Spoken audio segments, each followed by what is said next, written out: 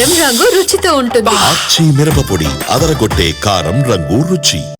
ఆంధ్రప్రదేశ్లో కూటమి ప్రభుత్వం ఏర్పాటై ఏడాది పూర్తయింది. ఈ సందర్భంగా రేపు సాయంత్రం మొదటి వార్షికోత్సవ సభ జరగనుంది. సుపరిపాలనలో తొలి అడుగు పేరుతో ఈ సభ నిర్వహించనుంది.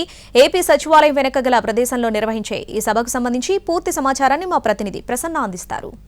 కూటమి ప్రభుత్వం వార్షికోత్సవ సభ నిర్వహిస్తోంది.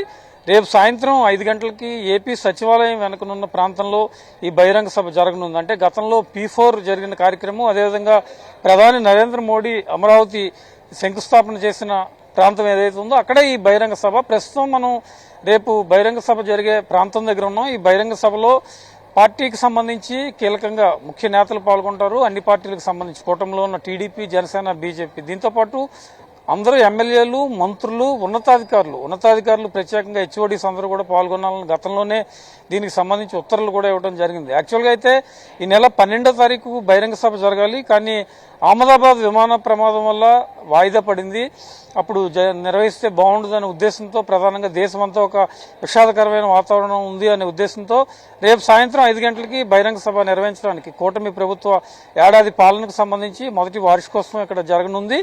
ఈ ఏడాది కాలంలో ప్రభుత్వం అమలు చేసిన సంక్షేమ పథకాలు, ప్రభుత్వ కార్యక్రమాలు అన్ని కూడా ముఖ్యమంత్రి చంద్రబాబు, ఉప ముఖ్యమంత్రి పవన్ కళ్యాణ్ వివరించనున్నారు. అదేవిధంగా మంత్రులు కూడా కొంతమంది కొంతమంది మంత్రులు ప్రశ్నలు అడుగుతారు. తమ శాఖలో ఏం జరిగింది, అవుట్పుట్ ఏ రకంగా ఉంది, ఎలా సమీక్షలు చేశారని దీనికి సంబంధించి శాఖల వారీగా కూడా డేటా ఇప్పటికే పంపించడం జరిగింది. దీంతోపాటు ఏడాది పాలనలో ప్రభుత్వ సంక్షేమ కార్యక్రమాలు వివరించడం, భవిష్యత్ కార్యాచరణ అంటే వచ్చే 4 ఏళ్లలో కూటమి ప్రభుత్వం ఏ రకంగా ఉండబోతోంది, సంక్షేమ పథకాలు కావచ్చు, ప్రాజెక్టులు కావచ్చు, రాజధాని నిర్మాణం కావచ్చు, P4 కార్యక్రమం అమలుకు సంబంధించి కావచ్చు, ఉద్యోగాల కల్పన కావచ్చు, ఇలా ఏదైనా కూడా రాబోయే 4 ఏళ్లలో ఏ రకంగా భవిష్యత్ కార్యాచరణ ఉంటుంది, ఇవన్నీ దిశానిర్దేశం చేసే దిశగా రేపు ఈ బహిరంగ సభ జరుగుతోందని చెప్పుకోవచ్చు. ముఖ్యమంత్రి చంద్రబాబు, డిప్యూటీ సీఎం పవన్ కళ్యాణ్, మంత్రులు కూడా శాఖల వారీగా వివరించడం, ఏడాదిలో చేసిన పథకాలకు సంబంధించి, ప్రభుత్వ కార్యక్రమాలకు సంబంధించి, భవిష్యత్ కార్యాచరణకు సంబంధించి కూడా వివరించడం జరుగుతుంది.